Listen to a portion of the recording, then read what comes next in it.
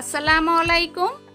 এরিকাজ কিচেনে নতুন আরেকটি রেসিপি দেখার জন্য সবাইকে স্বাগত জানাচ্ছি। আপনারা সবাই কেমন আছেন? আজকে আমি আপনাদের সাথে শেয়ার করব অসম্ভব মজাদার একটি রেসিপি। আজকে আমি তৈরি করে দেখাবো ডিম খিচুড়ি। রেসিপিটি শুরু থেকে শেষ পর্যন্ত দেখার অনুরোধ রইল। এখন বৃষ্টির সিজন শুরু হয়েছে। বৃষ্টি শুরু হলেই আমাদের খিচুড়ি খেতে ইচ্ছে হয়, কিন্তু সবসময় বাসায় মাংস থাকে না। মাংস না থাকার কারণে অনেক সময় খিচুড়িটা রান্না করা হয় না। ডিম সবার বাসায় সবসময় থাকে, আর এই ডিম দিয়ে খুব সহজেই অসম্ভব মজাদার এই ডিম খিচুড়িটি আমরা বৃষ্টির দিনে তৈরি করে খেতে পারি। আশা করি রেসিপিটি আপনাদের সবার কাছে ভালো লাগবে। তাহলে চলুন দেখে নেওয়া যাক কিভাবে তৈরি করব। এখানে আমি 2 কাপ পরিমাণ পোলাওর চাল নিয়েছি। চিনি গুঁড়া পোলাওর চাল নিয়েছি আমি। আপনারা চাইলে অন্য যে কোনো চাল দিয়ে এই খিচুড়িটি তৈরি করতে পারবেন।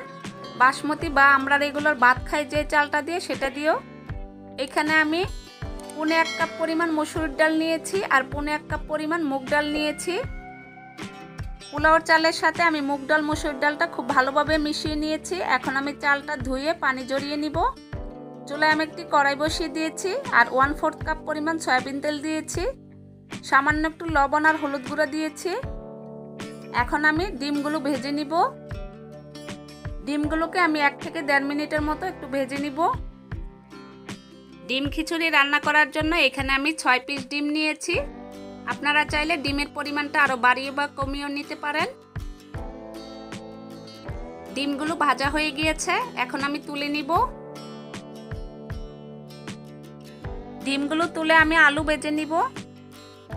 এখানে আমি 3টি বড় সাইজের আলু নিয়েছি, একটু বড় বড় টুকরো করে কেটে নিয়েছি। সামান্য একটু লবণ দিয়েছি। আলুগুলোকে আমি 4-5 মিনিটের মতো একটু ভেজে নিব। খিচুড়িটাকে আরেকটু মজাদার করতে আলুটাকে ভেজে নিলে ভালো হয়। এরই মাঝে আলুগুলো ভাজা হয়ে গিয়েছে, খুব সুন্দর একটা কালার এসেছে। এখন আমি আলুগুলো তুলে নিব। আলুগুলো তুলে নেওয়ার পর এই তেলের সাথে আমি আরো 1/4 কাপ পরিমাণ সয়াবিন তেল দিয়েছি। তেলটা গরম হয়ে গিয়েছে। 3টি তেজপাতা দিয়েছি, 5টি এলাচ দিয়েছি, একটি বড় কালো এলাচ দিয়েছি, 4 টুকরা দারচিনি দিয়েছি, 5টি লবঙ্গ নিয়েছি আর 5-6টি কালো গোলমরিচ গুঁড়া দিয়েছি। এগুলোকে আমি 1 মিনিটের মতো একটু ভেজে নিব, তাতে খুব সুন্দর একটা ফ্লেভার বের হবে। 1 মিনিটের মতো আমি ভেজে নিয়েছি। এখন আমি দিয়ে দিয়েছি 1 কাপ পরিমাণ পেঁয়াজ কুচি। পেঁয়াজ কুচিটাকে আমি একটু নরম করে ভেজে নিব।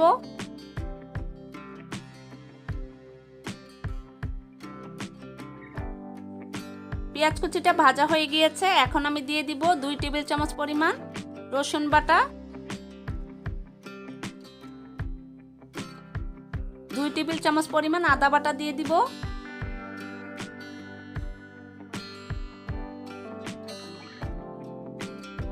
আদা রসুনটাকে আমি আরো 1 মিনিটের মতো একটু ভেজে নিব পেঁয়াজের সাথে। আদা রসুনটা দিয়ে আমি 1 মিনিটের মতো ভেজে নিয়েছি। এখন আমি দিয়ে দিব 1 চা চামচ পরিমাণ হলুদ গুঁড়া, 1 চা চামচ পরিমাণ টালা জিরার গুঁড়া, স্বাদ অনুযায়ী লবণ দিয়ে দিব, 2 চা চামচ পরিমাণ মরিচ গুঁড়া দিয়ে দিব, 1 চা চামচ পরিমাণ ধনিয়ার গুঁড়া দিয়ে দিব। খুব ভালোভাবে নেড়ে মিশিয়ে দিব। সামান্য একটু পানি দিয়ে দিব। পানিটা দিয়ে মশলাটাকে আমি 4-5 মিনিট খুব ভালোভাবে কষিয়ে নিব। আমি যেভাবে ডিম খিচুড়িটা রান্না করে থাকি সেই রেসিপিটাই আপনাদের সাথে শেয়ার করছি। আমার রেসিপিটা ফলো করে আপনারাও খুব সহজে এই ডিম খিচুড়িটি রান্না করতে পারবেন। আপনাদের খিচুড়িটাও একদম পারফেক্ট হবে আর মজাদার হবে। এরই মাঝে মশলাটা খুব ভালোভাবে কষানো হয়ে গিয়েছে। মশলার মধ্যে এখন আর কোনো পানি নেই। এখন আমি সামান্য একটু পানি দিয়ে দিয়েছি। এখন আমি ভেজে রাখা আলু আর ডিমগুলো দিয়ে দিব। ভেজে রাখা আলু আর ডিম দিয়ে আমি 5 মিনিটের মতো রান্না করে নিব। এইভাবে ডিম খিচুড়ি রান্না করে খেয়ে দেখবেন, অসম্ভব ভালো লাগবে। মাংসের খিচুড়ি থেকে কোনো অংশেই কম মনে হবে না। এখন আমি ঢাকনাটা দিয়ে দিব 5 মিনিটের জন্য।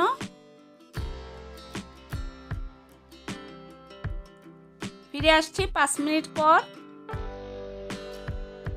পানিটা শুকিয়ে তেলটা উপরে চলে আসছে। ডিম আর আলুটা খুব ভালোভাবে রান্না হয়ে গিয়েছে দেখুন। এখন আমি এখান থেকে ডিমগুলো তুলে নিব,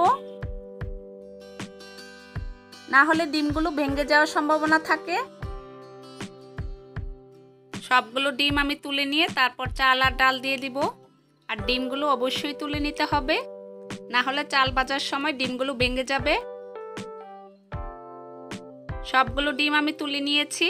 এখন আমি চাল আর ডাল দিয়ে দিব। আমি চাল আর ডালটাকে ধুয়ে পানি ঝরিয়ে নিয়েছি। দেখুন চাল আর ডালটা একদম ঝরঝরে। এখন আমি ভালোভাবে নেড়ে মিশিয়ে দিব আর চালটাকে 4-5 মিনিট খুব ভালোভাবে ভেজে নিব মশলার সাথে। এই 4-5 মিনিটের মধ্যে চালের কালারটাও চেঞ্জ হয়ে যাবে আর চালটা ঝরঝরে হয়ে যাবে। খিচুড়ি রান্না করার সময় চাল ডাল খুব ভালোভাবে ভেজে নিলে খিচুড়ি রান্না করার পরও খিচুড়িটা ঝরঝরে থাকে। খিচুড়ি রান্না করার জন্য আমি ডালের পরিমাণটা একটু বেশি নিয়েছি, আপনারা চাইলে আর একটু কমিয়েও নিতে পারেন। আমার কাছে ডালের পরিমাণটা একটু বেশি দিলে খিচুড়িটা খেতে ভালো লাগে। এরই মাঝে চালের কালারটা চেঞ্জ হয়ে গিয়েছে, চালগুলো খুব ভালোভাবে ভাজা হয়ে গিয়েছে। চাল আর ডালগুলোকে আমি 5-6 মিনিটের মতো ভেজে নিয়েছি। দেখুন কতটা ঝরঝরে হয়েছে। এখন আমি দিয়ে দিব পানি। এখানে আমি গরম পানি ব্যবহার করব, অবশ্যই গরম পানিটাই ব্যবহার করতে হবে। খিচুড়ি রান্নার জন্য আমি 2 কাপ পরিমাণ পোলাওর চাল নিয়েছিলাম আর 1.5 কাপ পরিমাণ মুসুর ডাল আর মুগ ডাল নিয়েছিলাম। এই জন্য আমি 4.5 কাপ পরিমাণ পানি দিয়েছি। 2 কাপ পোলাওর চালের জন্য 4 কাপ পানি দিয়েছি আর 1.5 কাপ ডালের জন্য আমি 1/2 কাপ পরিমাণ পানি দিয়েছি, কারণ ডালটা সিদ্ধ হতেও পানির দরকার হবে। 10-12টি কাঁচামরিচ দিয়েছি। চাল আর ডালটাকে যদি আগে থেকে ভিজিয়ে রেখে দেন সেই ক্ষেত্রে পানির পরিমাণটা আর একটু কম লাগবে।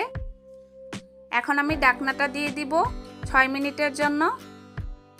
এই 6 মিনিটের মধ্যে চুলার আঁচটা মিডিয়াম হাই হিটে থাকবে। ফিরে আসছি 6 মিনিট পর। দেখুন এরই মাঝে পানিটা শুকিয়ে গিয়েছে। এখন আমি খুব ভালোভাবে নেড়ে মিশিয়ে দিব। দেখুন খিচুড়িটা কতটা ঝরঝরে হয়েছে। খুব সহজেই রান্না করা যায় এই ডিম খিচুড়িটি, যে কেউ রান্না করতে পারবেন। খুব ভালোভাবে নেড়ে দিয়েছি। এখন আমি তুলে রাখা ডিমগুলো দিয়ে দিব। ডিমগুলো দিয়ে আবারও খুব ভালোভাবে নেড়ে তারপর সমান করে দিব উপরটা। আমি যেভাবে খিচুড়িটা রান্না করেছি ঠিক একইভাবে যদি আপনারা এই খিচুড়িটা রান্না করেন তাহলে দেখবেন আপনাদের খিচুড়িটাও একদম পারফেক্ট হবে, ঝরঝরে হবে। এখন আমি ঢাকনাটা দিয়ে দিব 5 মিনিটের জন্য আর চুলার আঁচটা অবশ্যই লোতে রাখতে হবে। ফিরে আসছি 5 মিনিট পর। আবারও খুব ভালোভাবে নেড়ে মিশিয়ে নিব। দেখুন কতটা ঝরঝরে হয়েছে আর কতটা সুন্দর হয়েছে খিচুড়িটা। দেখতে যতখানি সুন্দর হয়েছে খেতে তার চেয়ে কয়েক গুণ বেশি মজাদার। এখন আমি দিয়ে দিয়েছি 1 টেবিল চামচ পরিমাণ ঘি। আপনারা চাইলে এই ঘিটা বাদও দিতে পারেন, তবে ঘিটা দিলে খিচুড়িটা খেতে অসম্ভব মজাদার হয়, খুব সুন্দর একটা ফ্লেভার বের হয়। ঘিটা দিয়ে আবারও খুব ভালোভাবে নেড়ে মিশিয়ে দিব। আবারও উপরটা খুব ভালোভাবে সমান করে দিয়েছি। এখন আমি ঢাকনাটা দিয়ে দিব 5 মিনিটের জন্য। এই 5 মিনিট আমি দমে রেখে দিব, তারপর আমি আপনাদেরকে পরিবেশন করে দেখাচ্ছি। দেখুন তৈরি হয়ে গেল অসম্ভব মজাদার ডিম খিচুড়ি। আশা করি আমার এই রেসিপিটি আপনাদের সবার কাছে ভালো লেগেছে। রেসিপিটি যদি ভালো লাগে তাহলে আমার চ্যানেলটিকে সাবস্ক্রাইব করবেন, ভিডিওটিতে একটি লাইক দিবেন, সম্ভব হলে ভিডিওটি সবার মাঝে শেয়ার করবেন। রেসিপিটি যদি ভালো লাগে তাহলে আপনারা বাসায় ট্রাই করবেন আর আমাকে কমেন্ট করে জানাবেন কেমন লেগেছে। রেসিপিটি দেখার জন্য সবাইকে অসংখ্য ধন্যবাদ। আপনারা সবাই ভালো থাকবেন। আল্লাহ হাফেজ।